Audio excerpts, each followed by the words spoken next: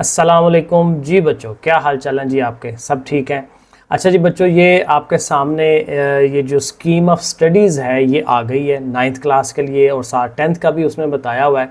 लेकिन मोस्टली जो इम्पॉर्टेंट चीज़ें ज़ाहिर है जो चेंज हो रही हैं या 9th वालों को पहले नहीं पता होता, तो वो उनके लिए ज़्यादा इम्पॉर्टेंट है 9th वालों के लिए। 10 वालों को तो थोड़ा आइडिया है ही। अब इसमें कुछ नई चीज़ें हैं, कुछ पुरानी चीज़ें हैं, तो वो आप एक दफ़ा समझ लें। काफ़ी इंपॉर्टेंट चीज़ें हैं, ठीक है, सारा देखिएगा। और इसके एंड पे जो है ना, उसने उर्दू और इंग्लिश का जो पेपर पैटर्न है वो भी दिया हुआ है, ठीक है। तो वो कम से कम हमें मिल जाएगा यहाँ पे। और फिर साथ साथ और जो बाकी चीज़ें आएंगी वो देखते जाएंगे। ये बेसिकली लाहौर बोर्ड वालों ने ना जो एक पूरी एक किताब बना के इसको पब्लिश किया है, और इसमें सारे रूल्स रेगुलेशन बताए हैं कि आपके पेपर किस तरह से आने हैं, कैसे कैसे होना है और क्या चक्कर है। तो इसको ज़रा ना एक दफ़ा देख लें, को 5-6 मिनट लगेंगे, लेकिन यह है कि आपको ज़रा काफ़ी सारी चीज़ों की क्लैरिटी हो जाएगी।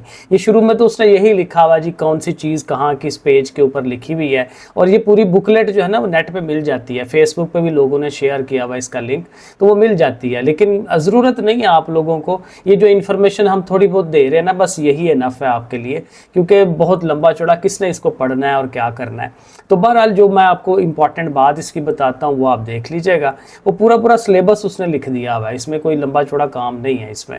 अच्छा, इसमें देखें जो इंपॉर्टेंट चीज़ें आपकी जो याद रखने वाली है ना, एक तो उन्होंने देखें ये बताया है कि जो प्रैक्टिकल में अगर लेट्स सपोज पहले वो ग्रेडिंग करते थे, तो वो ग्रेडिंग ख़त्म करके दोबारा से नंबर्स देने शुरू कर दिए हैं उन्होंने।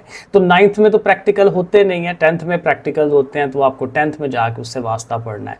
दूसरा ये है कि डेंगू के मुतल्लिक जो सवाल है ना, शॉर्ट क्वेश्चन वो मस्ट है। 2 नंबर का डेंगू के मुतल्लिक सवाल और 2 नंबर का ये जो दहशतगर्दी वगैरह है, टेररिज्म जिसको कहते हैं, उसके मुतल्लिक सवाल ये मस्ट आना है। ये डेंगू का उसने बताया हुआ है बायो और जनरल साइंस में आता है, और ये जो दहशतगर्दी के मुतल्लिक सवाल है वो पाक स्टडी में आएगा। पाक स्टडी आप लोगों की आई थिंक के 10th क्लास में आपने पढ़नी है। 9th में तो वो इस्लामी आता है ना 100 नंबर की, वो आप पढ़ रहे होते हैं। तो शुरू में तो ये बात इसकी आ गई। अब उसके बाद देखेंगे ना, उसने ग्रुप्स बनाए हुए हैं। साइंस ग्रुप है, साइंस ग्रुप ज़ाहिर है पता है कि जिसमें फिजिक्स केमिस्ट्री मैथ और ये चीज़ें पढ़ी जाती हैं। बायो या कंप्यूटर पढ़ा जाता है, और इसमें देखेंगे मैथ भी लिखा हुआ है। इसमें थोड़ा सा फ़र्क उन्होंने ये डाला है कि उर्दू के साथ जो है, अगर जिन्होंने उर्दू नहीं पढ़नी, लेकिन ज़ाहिर है ये उन बच्चों के लिए जो फ़ॉरेन बच्चे होते हैं, जो पाकिस्तान से बाहर वाले लोग भी अगर कोई हमारे यहाँ का पेपर देना चाहें, इधर से मैट्रिक करना चाहें, तो वो जो है उर्दू, ज़ाहिर है उर्दू एक लैंग्वेज है, तो उसकी जगह वो ज्योग्राफी ऑफ पाकिस्तान जो है वो भी रख सकते हैं, इंग्लिश में रख सकते हैं। तो उस तरह से तो बाकी सारे सब्जेक्ट्स उसी तरह से हैं। ये नंबरिंग देख लें, क्योंकि उर्दू के 75 नंबर हैं, इंग्लिश के भी 75 हैं, 75 है। इस्लामियात के आपको बताया था 100 नंबर का पेपर आता है। अभी भी जो 9th का पेपर दिया था बच्चों ने, वो 100 नंबर का दिया था, ठीक है। होली कुरान के 50 नंबर हैं। पाक स्टडी तो ज़ाहिर 10th में जाएगी, ठीक है। ये उसने देखा ना पार्ट 2 लिखा हुआ, जो पार्ट 2 लिखा हुआ था ये 10th क्लास के लिए है। पार्ट 1 9th क्लास, ये 9th क्लास के सारे नंबर्स हैं, ठीक है। ये 10th क्लास में जाएंगे। तो पाक स्टडी देखें 100 नंबर की 10th क्लास में आपने पेपर देना है। मैथ 75 नंबर का है, फिजिक्स आगे से 60, केमिस्ट्री 60 और बायो भी 60। असल में ये 60 इसलिए हैं कि इनके प्रैक्टिकल्स होते हैं, 30 नंबर होते हैं, तो 15 इधर से 15 10th क्लास से मिला के 30 नंबर बनते हैं, वरना ओवरऑल 75 नंबर का पेपर होता है 75 के, जैसे मैथ का है। मैथ्स की तो प्रैक्टिकल नहीं होते। और कंप्यूटर हमेशा 50 नंबर का है, लेकिन कंप्यूटर की बुक आपने देखी है, बहुत लंबी चौड़ी बुक है उसकी। तो बहरहाल अब जैसे है वो करना है। तो ये उसका उसने ग्रुप बनाया हुआ है। ह्यूमैनिटीज़ ग्रुप यानी आर्ट्स जो आम रूटीन में हम कहते हैं, ये उनका ग्रुप है। और उनके ग्रुप में भी जो ख़ास बात, बाकी था काम तो वही है सारा, उर्दू इंग्लिश इस्लामिया सारा कुछ उन्होंने पढ़ना है। और ज़ाहिर है कि कुछ सब्जेक्ट जो है वो चूज़ किए जाते हैं, बाज़ पंजाबी पढ़ते हैं, बाज़ कुछ और पढ़ते हैं, इकनॉमिक्स वगैरह। तो ज़ाहिर है आपका स्कूल आपको जो रखवाता है पेपर वो आपने करने हैं। लेकिन इम्पॉर्टेंट बात ये है कि मैथ देखें यहाँ पे भी वही लिखा हुआ है, कोई जनरल मैथ नहीं लिखा हुआ, ठीक है। तो इसलिए जो मैथ की बुक है वो 100% आपने यही पढ़नी है, जो साइंस वाले बच्चे भी पढ़ रहे हैं, आर्ट्स वाले बच्चे भी। तो ये कंफर्म है कि आपने किताब यही पढ़नी है, ठीक है। नंबरिंग उसी तरह से ही है सारी। इसी तरह तो ज़ाहिर है मैट्रिक टेक वाले हैं, तो मैट्रिक टेक वालों में फ़र्क ये आ जाता है कि उन्होंने जनरल साइंस टेक की पढ़नी है, कंप्यूटर साइंस जो है वो भी टेक की पढ़नी है। वो टेक वो इसलिए होता है कि मेन किताब वही होती है, कंप्यूटर है या फिज़िक्स है या केमिस्ट्री है, लेकिन ये है कि थोड़ा थोड़ा सिलेबस सिलेबस उसमें से वो कम किया होता है। तो ये फैशन डिज़ाइन वालों है तो ज़ाहिर है उसमें फैशन डिज़ाइनिंग वाली बुक पढ़ेंगे, ठीक है। मैट्रिक टेक जो एग्रीकल्चर वाले हैं वो भी फिजिक्स केमिस्ट्री बायो पढ़ेंगे, लेकिन साथ एग्रीकल्चर साइंस की अलग से बुक होगी। और इनके देखें नंबर भी कम है, फिजिक्स केमिस्ट्री के देखें 40-40 नंबर है। तो ज़ाहिर है 40 इसलिए है कि इनका सिलेबस भी कम है और उस हिसाब से जो है वो इसका हो जाता है, ठीक है। प्रैक्टिकल्स फिर ज़्यादा हो जाते होंगे। हेल्थ साइंसेज है, ठीक है, वो ज़ाहिर है जिन्होंने हेल्थ साइंसेज पढ़नी है तो उसमें बायो है, लेकिन एक्स्ट्रा जो सब्जेक्ट है वो हेल्थ साइंस का आ जाएगा। नंबरिंग भी आपके सामने लिखी हुई है, वो भी आप देख सकते हैं। और कंप्यूटर साइंस वाले हैं वो भी आपके सामने, कंप्यूटर साइंस वाले ज़ाहिर है कंप्यूटर वाला भी पेपर पढ़ेंगे और साथ इंफॉर्मेशन एंड कम्युनिकेशन टेक्नोलॉजी ये पढ़नी है, ठीक है। इस तरह से सारा है। अब ये ज़ाहिर है आगे इंपॉर्टेंट नहीं है, ये वही 2-2 नंबर वाला के डेंगू का और टेररिज्म का वो 2-2 नंबर मैंने आपको बता दिया। अब जो इंपॉर्टेंट बात है ना लास्ट पे के जो पेपर्स आएंगे, हाँ सॉरी, अब ये देखें ये भी बड़ी इंपॉर्टेंट इन्फॉर्मेशन है कि आपका जो पेपर आने हैं फाइनल पेपर, उसमें ये इन 3 चीज़ों की बेस पे उन्होंने करना है। अब वही जो मैं बार बार आपको कहता हूँ कि आहिस्ता आहिस्ता जो है ना समझ बूझ की तरफ जाने का रुझान बढ़ता जा रहा है, रट्टे की तरफ से हट के, ठीक है। हाल ही आप रट्टा मारेंगे तो शायद थोड़ा बहुत चल जाए सिलसिला आपका, लेकिन ज़्यादा अच्छा नहीं चलेगा। उसके लिए आपको समझ के पढ़ना बड़ा ज़रूरी है। इसलिए देखिए मैं फिज़िक्स केमिस्ट्री जो है वो पूरी समझा रहा हूँ, लेक्चर्स दे रहा हूँ, तो इंशाल्लाह वो कंप्लीट हो जानी है। तो वो ज़रूर आप पढ़ें, समझ के पढ़ें। तो समझ के उसने यही कहा हुआ कि आपकी जो कंप्रीहेंशन है, आपकी एप्लीकेशन है और एनालिसिस है, इनकी बुनियाद पे आपकी सलाहियतों को जांचा जाता है। और इसमें देखें इंपॉर्टेंट बात कि मरूजी हिस्सा ज़ाहिर है 3 पार्ट्स होते हैं, MCQs वाला हिस्सा है, शॉर्ट क्वेश्चन वाला है और तफसीली जो लॉन्ग क्वेश्चन है वो हिस्सा होता है। MCQs 20% होंगे, ठीक है। 75 है तो उसका 18-19 जितने भी नंबर बनते हैं या 20 बनते हैं उस हिसाब से वो देगा जैसे पहले होता था। लेकिन इंपॉर्टेंट बात कहता है ये क्या होगा, O लेवल इम्तिहान की तरह से होगा। अब O लेवल इम्तिहान यही है कि आपने जो कंसेप्ट्स पढ़े हुए हैं उनको समझते हुए, अगर आपने उनको अच्छा सा समझा हुआ है तो उसके हिसाब से MCQ कहीं से भी आ जाए, कहीं से भी MCQ आ जाए, तो वो ज़ाहिर है आप जितने मर्जी MCQ रट्टा मार दे रहे लेकिन उसका कोई फ़ायदा नहीं होना। ज़ाहिर है फ़ायदा यही होगा कि थोड़ा सा नॉलेज तो आएगा, लेकिन अगर नॉलेज ओवरऑल आपका क्लियर है, समझ है और आपने थोड़ी प्रैक्टिस उसकी की हुई है तो फिर आप MCQs जो हैं वो बेहतर अटैम्प्ट कर पाएंगे। तो इसलिए MCQs की भी उस हिसाब से, रट्टे के हिसाब से मुश्किल हो जाना है, ठीक है। तो ये MCQs आने हैं। फिर मुख्तसर सवाल 50% आपका जो पेपर है, आधा पेपर शॉर्ट क्वेश्चंस पे होना है। और वो भी ज़ाहिर है कि कुछ डेफिनेशनें दे देगा, लेकिन कुछ जो है वो आधे किस्म के समझ लें कि वो सवाल हो जाएंगे जो कंसेप्ट वाइज होंगे। आपका कंसेप्ट क्लियर होगा तो आप उसको करेंगे। और तफसीली जो है वो 30% होता है पूरे पेपर का, तो ये आलमोस्ट वही पुराना पैटर्न है, ठीक है। एक तो ये हो गया। फिर ये है कि चॉइस जो आती है साथ, मसलन शॉर्ट क्वेश्चन आते हैं 8 आते हैं तो उनमें से 5 करने हैं या 6 करने हैं, तो ये उसने चॉइस दी हुई है 33%। यानी अगर 10 शॉर्ट क्वेश्चन देगा तो उसमें से 3 जो है वो चॉइस के दे देगा, यानी 10 में से 7 करने के लिए वो कह देगा।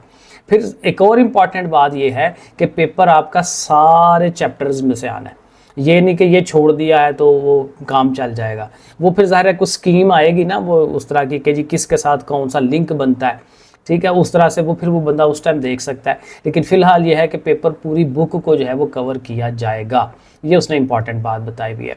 आगे छोटी छोटी चीज़ें हैं कि आप ज़ाहिर है जब आपको ऑब्जेक्टिव पेपर में दिया जाता है तो वो आप बाहर नहीं लेके जा सकते, आपने कांट छांट नहीं कर सकते MCQs वाले के ऊपर, ठीक है। जहाँ पे बबल फिलिंग करनी होती है वहाँ पे नहीं कर सकते। आपने जो लिखना है पेपर वो नीली पेंसिल से लिखना है, नीला पेन ले लें, नीली बॉल पॉइंट ले लें, उससे करना है, ठीक है जी। ब्लैक से भी थोड़ा बहुत कर लेते हैं, लेकिन नॉर्मली आपने जो सारा लिखना है ना वो ब्लू से लिखना होता है, ठीक है। कैलकुलेटर इजाज़त होती है, बाज़ बच्चे अभी तक कहते हैं उसकी इजाज़त नहीं है। वो ज़ाहिर है हर दफ़ा पेपर में अलाउड होता है, लेकिन सिर्फ वो अलाउड नहीं है जैसे उसने लिखा हुआ है। मिनी कंप्यूटर किस्म का जो कैलकुलेटर है वो अलाउड नहीं होता, ठीक है ना। तो उस तरह से कि ज़ाहिर है कि वो उसमें हर चीज़ ही उसमें आ जाए, हर स्टेप ही वो ही कर दे, ठीक है। तो वो चीज़ नहीं हो सकती। बाकी ये वही बेसिक चीज़ें हैं सारी, जो इंपॉर्टेंट चीज़ें हैं ना वो मैं आपको बता रहा हूँ। और एक बहुत ही इंपॉर्टेंट जो पास होना है हमने, उसके लिए कह रहा है 33% नंबर मस्ट होने चाहिए। जो कन्फ्यूजन थी कि भाई 40% पे चला गया है, तो वो नहीं है, 33% ही अभी तक है कि 100 में से 33 नंबर आप लेते हैं, परसेंटेज का पॉइंट जो भी है, तो उस हिसाब से आप पास होंगे। और इसमें एक और इम्पॉर्टेंट बात ये है कि जिन पेपरों में वो इकट्ठे करते हैं प्रैक्टिकल के नंबर, फिजिक्स, केमिस्ट्री में, ठीक है, कंप्यूटर में, बायो में, तो ये नहीं है कि प्रैक्टिकल में लहदा से पास होना है उसमें, तो कहता है एग्रीगेट भी है कि सबको मिला के भी अगर 33% बन जाते हैं तो फिर भी आपको पास कर दिया जाएगा। ठीक है, ये चीज़ें उसमें बताई हुई हैं। तो ये तो हो गया ये इन्फॉर्मेशन। बाकी अगर आपने तफसीलन पढ़ना है तो पढ़ लें, लेकिन और कोई ख़ास चीज़ नहीं है। वो अगर कोई इंपॉर्टेंट होगी वो साथ साथ हम बताते भी जाएंगे आपको। और ये है, ये देखें, ये पेपर है, तो ये उर्दू का पेपर उसने प्रॉपर बता दिया हमें, और इंग्लिश का भी बता दिया कि किस तरह से आना है। बाकी पेपर नहीं बताए, बाकियों का खाली सिलेबस ही उसने लिखा हुआ, लेकिन जो जो आएगा मैथ का, बाकी चीज़ों का, जो उनकी स्कीम बननी है, किस चैप्टर को किसके साथ लिंक करना है, कहाँ से कितने शार्ट आने हैं, वो आएगा इंशाल्लाह, तो साथ बता देंगे। तो उर्दू में पेपर में आपने क्या करना है, 2.5 घंटों का पेपर होगा, ठीक है, 75 नंबर का टोटल। अब उसमें जो पहला सवाल होता है ना, वो हमेशा MCQs का होता है, उसमें से आपको 20 मिनट दिए जाएंगे MCQ करने के लिए। 15 सवाल होंगे, ठीक है, और 15 ही नंबर, हर MCQ का 1 नंबर होगा, ठीक है, इस तरह से। और फिर मुज़क्कर, मुन्नस, वाहिद, जमा, मुतरादिफ, मुतजाद अल्फाज, यानी कि आपकी आई थिंक एक्सरसाइजेज में ये चीज़ें होंगी, ठीक है, तो उनको भी आपने करना है, उनमें से भी MCQs आएंगे। ठीक है, MCQs बेसिकली ग्रामर, इंग्लिश में भी यही होता है, ग्रामर होती है और उसके साथ जो आपकी कहानियाँ होती हैं उनमें से आते हैं, तो यही पैटर्न होता है, इसी तरह से आता है। तो आपने ग्रामर को ध्यान रखना होता है, और कहानियों में जो बातें हो रही हैं या उसकी एक्सरसाइजेज में जो चीज़ें हैं वहाँ से ग्रामर आपकी बनती है। अब ये तो ज़ाहिर 15 नंबर लैदा हो गए, बाकी जो है 60 नंबर का जिसमें लिखा जाता है, उसमें जो मोस्ट इंपॉर्टेंट सवाल आपका क्वेश्चन नंबर 2 है कि, और 3 भी है ज़ाहिर इंपॉर्टेंट। क्वेश्चन नंबर 2 में क्या है जी, उसमें नज़म और गज़ल होगी, और उसके वही बात के उसके शेर होंगे, और उन शेरों को आपने तशरीह करनी होती है। ठीक है, 3 शेर आपने नज़म की तशरीह करनी है और 2 जो है वो गज़ल की, और वही बात 10 नंबर है, 2-2 नंबर का, बहुत लेंथी नहीं लिखते, बार बार मैं बताता हूँ, बहुत लेंथी बात स्कूल करवाते हैं। ठीक है, पूरे पूरे पेज की एक तशरीह हो रही होती है, वो ज़रूरी नहीं होता, एक पैराग्राफ इनफ होता है।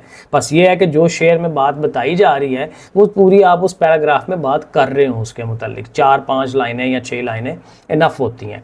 ठीक है, उसके बाद ये देखें क्वेश्चन नंबर जो 3 है, इक्तबासात की तशरीह, यानी एक पैराग्राफ दे दिया जाए जो आपकी बुक में से होगा। ठीक है, बुक की जो कहानियाँ हैं, जो मजमून है, जो लिखा हुआ है बुक के अंदर, उनमें से एक पैराग्राफ दे दिया जाएगा और उसकी आपने तशरीह करनी है। उसके लिए हवाला मतन, ठीक है, ये चीज़ें कहाँ से आई हैं, जो उसके अंदर जो अंडरलाइन वर्ड्स होंगे उनकी मीनिंग बताने, और सबक का स्याको सबाक भी है, ये पहले नहीं था। तो स्याको सबाक ये होता है कि जो अभी आपको पैराग्राफ दिया जा रहा है उससे पीछे क्या हुआ, वो बेसिकली ना एक छोटी सी करके एक समरी बना ली जाती है पूरे कहानी की, कि इस पूरी कहानी में क्या बात हुई हुई है, कुछ 4 या 5 लाइनें। ठीक है, उसको हम कहते हैं स्याको सबाक, और उस कहानी के मुतल्लिक जो भी पैराग्राफ तशरीह के लिए आ जाए वो हम वो वाला दे देते होते हैं, वो हम याद कर लेते हैं। ठीक है, तो वो फिर उसमें आ जाएगा। फिर ज़ाहिर है सवाल नंबर 4 है, मुख्तसर सवालों के जवाब देने होते हैं, कोई से 5, यानी 8 में से 5 होंगे, 33% यही बनता है, 5 या 6। उसके बाद ये क्वेश्चन नंबर 4 है, उसमें मुख्तसर सवालों के जवाब देने हैं, 5 के देने हैं, तो मेरे ख्याल में 8 आ जाएंगे या 7 आ जाएंगे, तो 2 या 3 की गुंजाइश, वो 33% के हिसाब से वो दे देगा, तो गुंजाइश होगी। ठीक है, तो 5 अटैम्प्ट करने हैं, ये भी 2-2 नंबर के सवालों के आंसर हैं। ठीक है, तो उसी हिसाब से आंसर देना है। खुलासा जो है ये 5 सवाल नंबर 5, और ये है अभी 5 नंबर का। ये मैं अक्सर कहता हूँ बच्चों को कि ये हमेशा ना एंड पे अटैम्प्ट किया करें, पेपर के एंड के ऊपर, क्योंकि जाहिर है कि ये 5 नंबर हैं और इसमें लिखना भी बहुत ज़्यादा होता है, तो इसलिए उसको लास्ट पर रखा करें। नज़म का मरकज़ी ख्याल और शायर का नाम। अब नज़म का मरकज़ी ख्याल उसने कह दिया है, पहले हमें कहते थे खुलासा करें, तो खुलासा और मरकज़ी ख्याल एक ही बात है। मरकज़ी ख्याल बेसिकली यही बताना होता है कि उस नज़म में बेसिक पॉइंट है क्या, शायर हमें बताना क्या चाह रहा है, क्योंकि नज़म हमेशा एक ही टॉपिक के ऊपर होती है ना, तो वो टॉपिक हमें बताना है कि इस टॉपिक को शायर एक्सप्लेन करना चाह रहा है, और शायर का नाम भी बताना है, तो ये भी 5 नंबर है, लेकिन ये छोटा होता है। अब 5 नंबर का ही खुलासा है और 5 नंबर का ये है, तो खुलासा इतना लंबा चौड़ा और ये थोड़ा सा है। हत और दरखास्त, अभी तक हमसे हाथ लिखवा रहे हैं जो कि लोग लिखते ही नहीं है, तो हत या दरखास्त, तो यहाँ हत रेडी किए जाते हैं, दरखास्त ये भी 10 नंबर है, ये बड़ा अच्छा सवाल है, अक्सर बच्चे इसमें से ज़्यादा नंबर लेते हैं। कहानी या मुकालमा आएगा, या कहानी लिख लें या मुकालमा लिख लें, उसके 5 नंबर है। और एंड पे फ़िक्रे, उर्दू के कुछ फ़िक्रे जो हैं, ने और को और के की गलती जो होती है उनको सही किया जाता है, तो ये इस तरह से आपका पेपर बनता है। आगे उसने ये 10th का दिया हुआ है, इसमें अभी ज़ाहिर है आपको इतनी ज़रूरत नहीं है, और 10th का ये वही है जो पहले से पैटर्न चलता आ रहा है, इसमें कुछ नया नहीं है।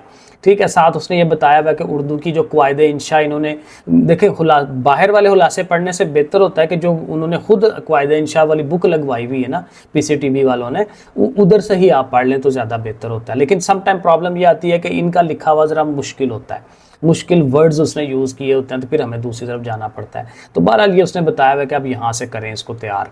ठीक है, अब उसके बाद देखें आएगा इंग्लिश, और इंग्लिश ये तो वो दूसरा दे दिया ना उसने, ये बाकी चीज़ें आ गई। इंग्लिश पे आए ज़रा, इंग्लिश का आइडिया ले लें क्योंकि ये ज़रूरी है। इंग्लिश ज़ाहिर है अक्सर बच्चे फेल भी हो जाते हैं इसी के अंदर, तो इसमें भी ज़ाहिर है पहला क्वेश्चन तो MCQs का ही होना है, और MCQs जो है देखें ये 5 नंबर, 4 नंबर, 5 और 5 मिलके 19 नंबर का ये MCQs का होगा। इसमें भी देखें 20 मिनट हैं, और जाहिर है कि 19 MCQs है तो 19 नंबर ही इसके बनने हैं। और इसमें देखें 5 नंबर कहाँ से आ रहे हैं जी, choose the correct form of verb की सही फॉर्म करनी। ठीक है ना, इज एम आर प्रॉपर लगाना, कि कहाँ पे ईडी लगाना है, फर्स्ट फॉर्म सेकंड फॉर्म लगानी है, कहाँ पे एस और एस का इजाफा करना है। इंशाल्लाह ये वीडियो आपको बना के दूंगा, इसकी बड़ी मज़ेदार चीज़ें हैं। Choose the word with correct spelling, ठीक है ना, स्पेलिंग सही करना है। तो स्पेलिंग जब आप रीडिंग कर रहे होते हैं इंग्लिश के पेपर की, इसको कहानियों की रीडिंग और ये वो, तो स्पेलिंग्स पे हमेशा गौर रखा करें क्योंकि मुश्किल वर्ड्स के स्पेलिंग आ जाते हैं। Choose the correct meaning of the underline word, ज़ाहिर है मीनिंग्स भी आने चाहिए, इस लफ्ज़ का ये मतलब है। तो ये ओवरऑल आपका नॉलेज है, ओवरऑल नॉलेज अगर आपका अच्छा होता है ना तो ये बड़ा अच्छा आप अटैम्प्ट कर लेते हैं। और चौथा पार्ट आना है कि ग्रामर के मुतालिक कुछ चीज़ें आएंगी। ठीक है, ग्रामर की चीज़ें हैं, वो 5 नंबर का वो है।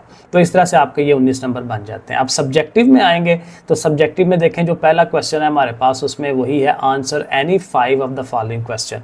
वही बात कि वो सवालों के जवाब देने जैसे उर्दू में उसने कहा हुआ था, लेकिन इसमें यह है कि 66% क्वेश्चन फ्रॉम द एक्सरसाइज। सिर्फ एक्सरसाइज के अगर सवाल हल कर लेंगे तो अटैम्प्ट नहीं होना। ठीक है, क्योंकि कह रहा है 66% ये है और 34% वो जो किताब कहानी आपने पढ़ी है उसके अंदर से वो खुद आपको क्वेश्चन पूछ सकता है।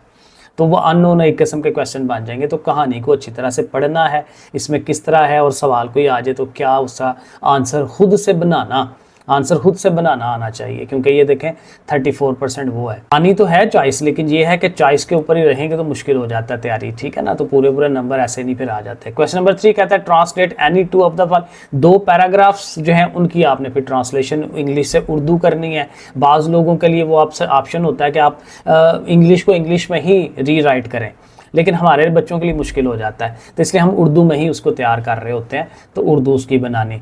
फिर ज़ाहिर है वही बात कि समरी जो है वो आएगी, write down the summary of the poem.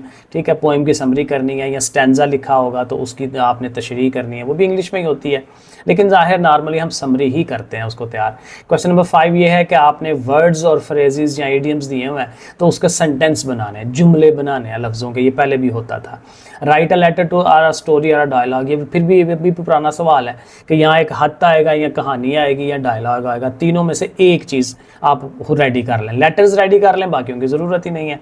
ठीक है, रीड द पैसेज, एक पैराग्राफ आएगा उसको पढ़ना है और उसमें से सवालों के जवाब देने हैं। ये काफ़ी इजी होता है क्योंकि उन्हीं में से निकाल के आपने आंसर देने होते हैं, खुद से नहीं बनाने होते। Translate any 5 sentences into English, Urdu के जुमले दिए हुए हैं तो उनको आपने इंग्लिश बनानी है।